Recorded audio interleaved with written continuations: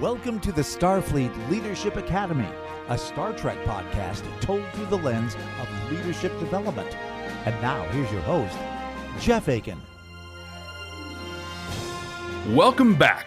I'm glad you're all joining me to look at the first episode of my favorite Star Trek series to date, Deep Space Nine, Emissary. Wolf 359. Resistance is futile. Man, we start off big. The battle for Sector 001, and the first voice we hear is Locutus, Picard. We meet our captain for this series as Lieutenant Commander Sisko, first officer of the USS Saratoga. And man, they are getting rocked by the Borg. Shields have failed! Full reverse. Maintain all. The captain, pre-Martok, goes down and it is pandemonium. Sisko goes looking for his wife and son. He finds his son, but is pried away from his now dead wife, Jennifer. They get to the escape pods, and we fast forward 3 years. Now, Commander Sisko meets with his son, Jake, to discuss his new assignment at Deep Space Nine. Jake's apprehensive, but Sisko hears him out, shows him the station, and gets him excited for the change. Beautiful look at the station, and we see the Enterprise is docked. Sisko gives some exposition about the Bajoran provisional government, and then we meet Chief O'Brien, a transfer from the Enterprise. Sisko walks with O'Brien as he explains that the Cardassians totally trashed the place on their way out. I'm told the Cardassians decided to have some fun the day they left. Why hasn't anybody cleaned this up? Now this hits on a few leadership lessons right away. First, you might have heard of it before, but management by walking around. This is an approach that's exactly what it sounds like. Management by walking around. Walk around, talk to your teams, meet with them. This used to be at the core of the HP way when Hewlett-Packard was a much younger company. It allows for meaningful conversations about the work the teams or the individuals are doing. And in this case, O'Brien is able to show Sisko what's going on instead of just talking to him about it. It also allows the manager to connect the workers to other experts. This creates networks and that can better expand knowledge bases. This is also a great example of a Gemba walk, a term used in Lean Six Sigma. This is a methodology that relentlessly seeks to eliminate waste. In Japanese, and please forgive my pronunciation, but Gemba is the place. Often a reporter will be on site reporting from the Gemba. Here, Sisko is in the Gemba with O'Brien, experiencing his challenges with him. O'Brien acknowledges the chain of command. He lets Sisko know he's already discussed this with Major Kira. She's the Attache from the provisional government. We're also introduced to one of the aspects of this show that really makes it unique in Trek: religion. Sisko runs into a Bajoran that invites him to enter a temple as the prophets await him. He puts it off to a later time. O'Brien lets Sisko know that Captain Picard wants to meet with him as Jake walks around talking about what a dump the station is. Well, We're going to have to rough it. some really cool imagery at play here. The lighting is generally dark, a stark contrast to the brightly lit Enterprise from the Next Generation. There's also the uniforms. Sisko is in the traditional TNG uniform we've come to know, while O'Brien and other Starfleet station personnel are in these black jumpers. O'Brien's sleeves are rolled up. He's got a lot of work in front of him. We're introduced to Kira, another total contrast to TNG. Here's a woman with authority that's comfortable using it. Very strong personality that Sisko counters by lowering his voice and inviting her to dictate the tone and the tempo of the conversation. But we could do it in any order you'd like. She just lays it out on the line. She compares Starfleet to the Cardassian occupation. I don't believe the Federation has any business being here. We learn that she's been a resistance fighter her whole life. Sisko, he pushes right back. His tone changes a little, almost imperceptibly, to add authority to it. He acknowledges her concerns, but insists that he is here to help. She then takes off to address a security incident and says he doesn't need to bother coming along. Sisko grins, and he takes right off after her. He's demonstrating that he's one of the team. He's not afraid to do what it takes to get the job done. A thief with some D&D weapons in Star Trek introduces us to Odo, a shapeshifter that is head of station security. another abrasive personality that isn't afraid of standing up to Sisko. Who the hell are you? A Ferengi, Quark, comes out and pleads for the release of his nephew as they're leaving the station tomorrow. Sisko, standing up for the law and order that he sees in DS9's vision, sends the Ferengi thief to the brig. He then explains to Kira that he's holding on to the boy, Nog, as a bargaining chip to be used with Quark in the future. Sisko finally heads up to meet with Captain Picard. Come. Talk about contrast to TNG. Star Trek fans have been accustomed to people showing deference and respect to Picard. Not Sisko. He calls him right out for Wolf 359 and blames him for the death of his wife. I was on the Saratoga at Wolf 359. Picard, the eternal diplomat, pivots right into discussing Sisko's assignment. Sisko talks business, but he doesn't let down his resentment. He's not being unprofessional here. He's being authentic. Authenticity. It's such a critical facet of being an effective leader. Being the real you. People don't want to follow an automaton. They want to follow a person. Sisko holds to his feelings. He's authentic and isn't afraid of voicing his true feelings. We learn that Sisko has objected to this assignment very much on the grounds of the safety concerns for his son, Jake. He goes so far as to consider resigning his commission. In this case, Sisko's authenticity here gets Picard to start considering a replacement. He's getting what he wants because he stood up for himself, but, and big but, he's still a professional about it. In the meantime, I will do the job to the best of my ability. Sisko meets up with Quark and he lays out the deal. You stay on board, reopen the casino, and become a community leader. Revitalize the promenade. What a great vision. His people need morale boosters, personal lives, and he sees the leadership and the potential in Quark to provide that. He plays to Quark's personality to get it done. But then you are a gambler, Quark. He also threatens to keep Nog in prison for a very long time if he doesn't comply. Kind of a carrot stick, you know. You choose, Quark. It's up to you. Sisko's kind of all over the station as we cut around here, and he joins Kira on the promenade. Back on the Gemba, he rolls up his sleeves and he starts helping to clean up. Kira talks about the tenuous hold the provisional government has and that she thinks it'll fall within the week. She tells us about the spiritual leader of Bajor, Kai Opaka, that she's the only one that could call for unity and bring stability to Bajor. So Sisko heads down to the planet to meet with her. They sit down and whoa, she goes right for his ear. Come on, I mean, maybe shake hands first, something? Don't touch it! Well, Sisko tentatively lets her touch it while she talks about the Bajoran life force, the Pa. She calls him the Emissary, takes him into a secret compound. Here, she shows Sisko a tier of the prophets. There were 9, and only this one remains. The Cardassians have the other ones. Sisko suddenly finds himself on a beach, meeting his wife for the first time. He relives the memory, and we get to see what a smooth operator looks like. We also get to see the terrible turn men's swimwear will take in the 24th century. Well, then the tear appears again, and he is ripped back into reality. Opaka talks about the celestial temple where the prophets live, and charges Sisko with finding it before the Cardassians do. And to show she's serious, she gives Sisko the tear. We get a touching moment between Sisko and Jake as he remembers his wife. This is really Trek doing what it does best, showing a much more ideal future. How often do we see single fathers with great relationships with their kids on TV? This is really, really well done. On the promenade, Quark has made his choice. First big win for Sisko. People are drinking, gambling, and having a good time. Starfleet and Bajoran personnel are hanging out together. He's successfully built a foundation, a home base for all of his people. We meet Dr. Bashir and Lieutenant Dax. Continuing the theme of contrasts, Bashir tries to hit on Dax. A Benjamin Sisko he is not. I heard you like whales, so do you want to go humpback at my place? Dax is a Trill, a joined species where a symbiont with a very long lifespan lives in different people over their lifespans.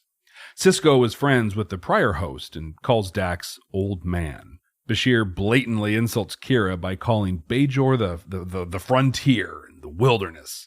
He's not making any friends here on DS9. Kira doesn't let it lie and rubs it in his face. We're really building Kira and Sisko as well-balanced opposites, balanced in their integrity and their authenticity.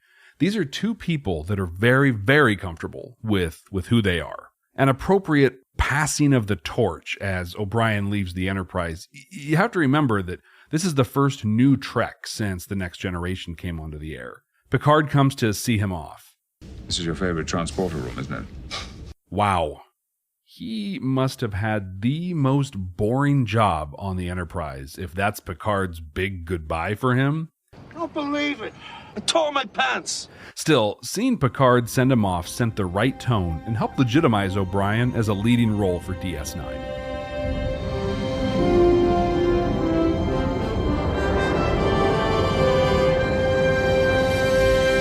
In an ominous moment, immediately after the Enterprise departs, we meet the previous Cardassian prefect of Bajor, Gul Dukat. Dukat. The ultimate villain, slimy, confident, politically savvy, and eerily charismatic. Sisko's not intimidated by him at all. Dukat says he's aware Opaka gave him an orb, and offers an information exchange. They'll share info on the other 8 if they can have access to this one. Sisko plays it close to the vest and says he doesn't know anything about an orb. After all, to him, it's a tier of the prophets. Dax has been studying the orbs and Bajoran history. She points to the Denorius belt where 5 of the orbs were found. Her analysis suggests the celestial temple may be there. Sisko's military strategy comes through. He acknowledges the Cardassians are close and will be watching, so he needs a way to get past them undetected. Kira shuts down Quarks. Quark gives the Cardassians a bag to put their gambling winnings into. Once on the ship, we see the bag is Odo?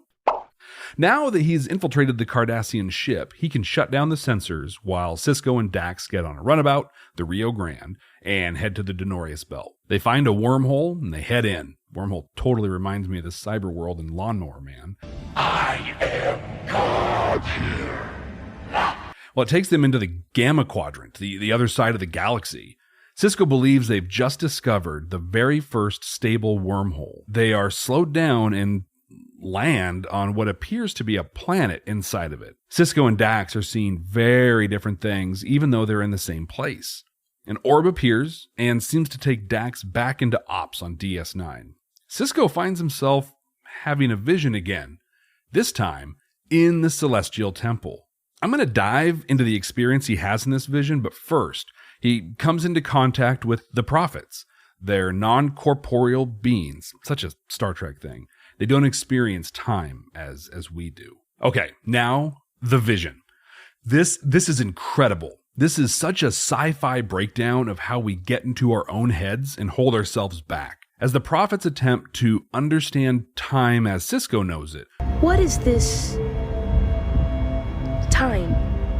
We're taken through his memories and are questioned by what appear to be the people in his life. They're trying to figure him out, but they see him and other corporeal beings as a threat. He initially takes a first contact kind of approach with them.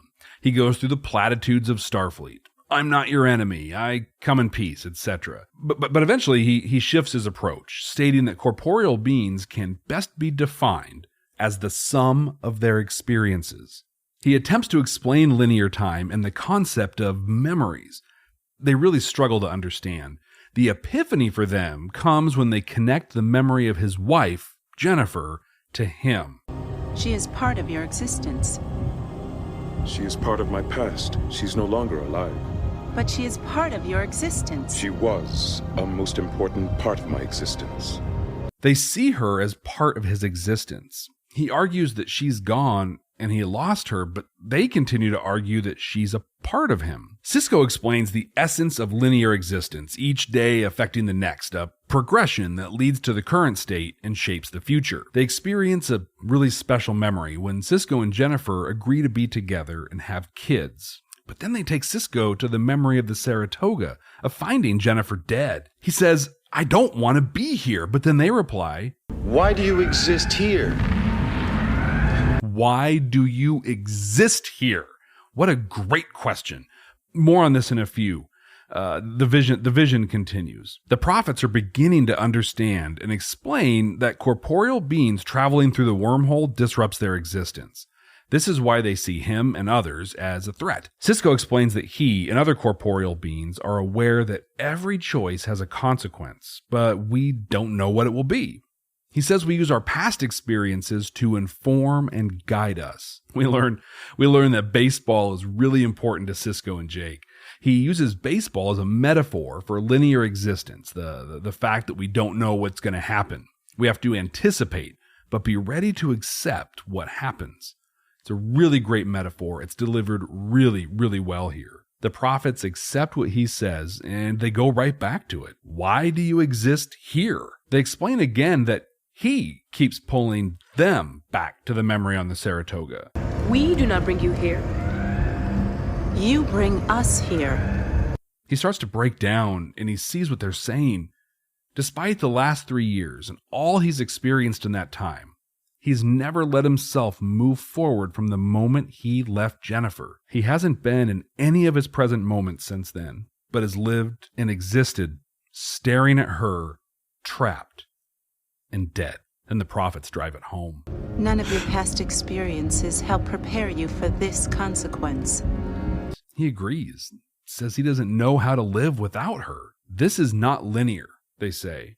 He surrenders himself to the moment, and they release him. I remember watching this sequence in the past and honestly being pretty bored by it. I saw it as a poor attempt at really high science fiction, but watching it through a leadership development lens, man, I loved it. In fact, I really couldn't wait to break it down and analyze it. So I want to look at this from a couple different angles, understanding where you exist right now and understanding where your teams exist, both as individual people and as teams themselves. A team is an organism in and of itself. It, like Sisko's explanation of corporeal beings, is the sum of its experiences, both good and bad. Does your team celebrate and look forward to each success? Or does it still exist in a bad, negative, or traumatic experience? What's your team's Jennifer moment? Every time I close my eyes, I see her like this. How can you, as a leader, lead them through and forward from that moment? As we see with Sisko, that moment must be confronted. Talk about it. Depending on the moment and those involved, maybe even enlist a third-party facilitator to go through it. As we saw with Sisko and the Prophets, failing to address those negative events that teams, or the individuals on your teams, have experienced, will result in the constant existence in that moment. Constantly existing in that moment. And as we also saw with Benjamin, once that moment is acknowledged, you can shift the team's focus to the next big win. Now, what does this mean for you?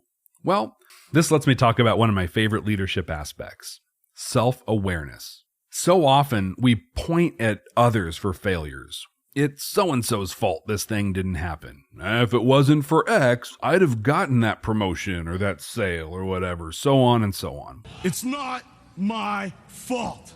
The secret, and this is a big one, is to point the finger at yourself. What could you have done differently? We'll be able to dive more deeply into this in future episodes, but for Emissary, this applies to your outlook, being aware of why you see things the way you do. Benjamin Sisko was ready to resign his commission over his assignment to Deep Space Nine. He wasn't prepared to commit himself to his future or present because he was still living in the moment of his greatest loss. Where are you living?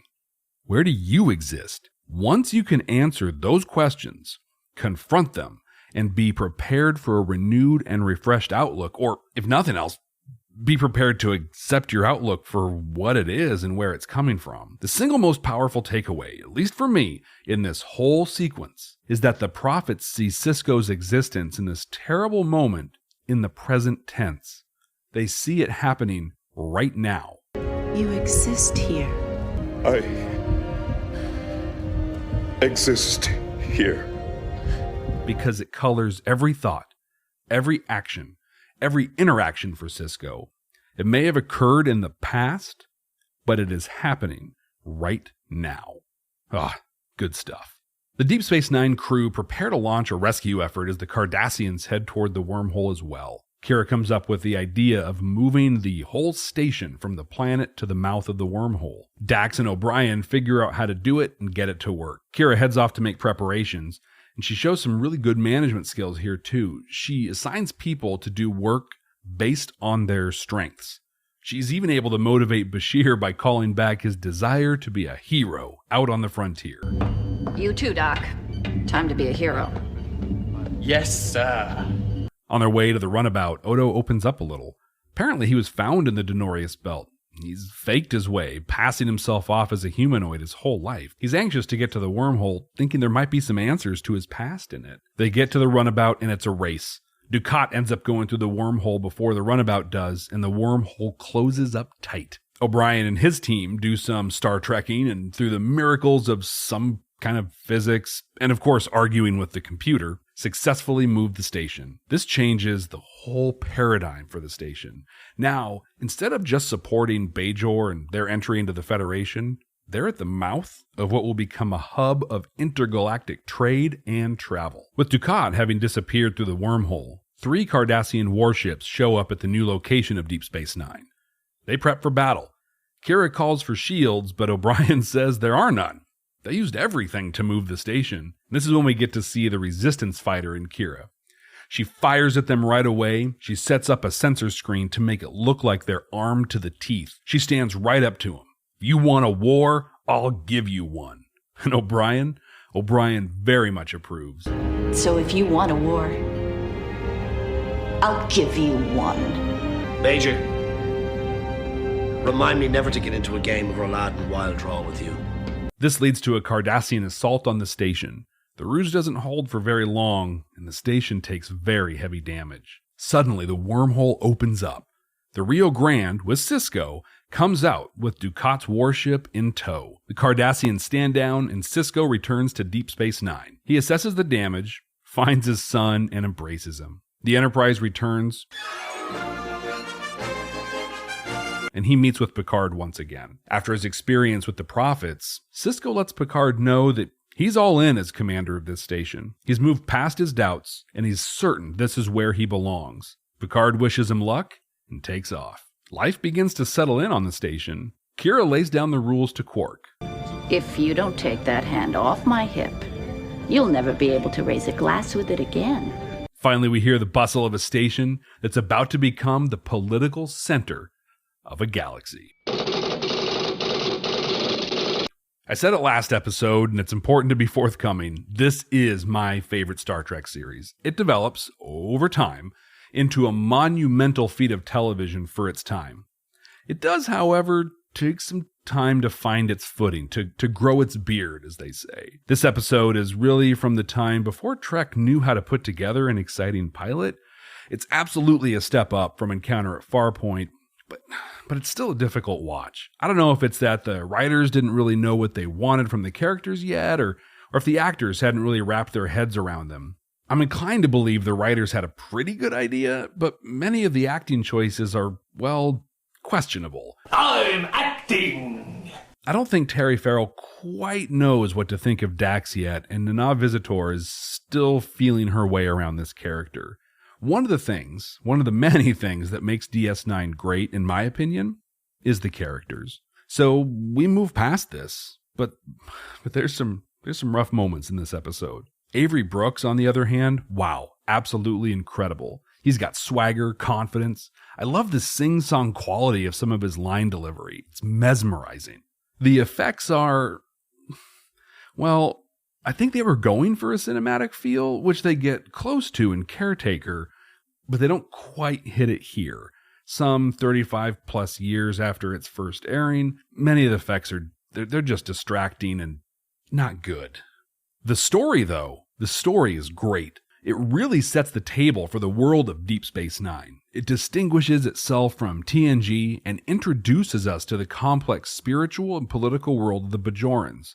All in all, good episode that has the promise for an exciting future.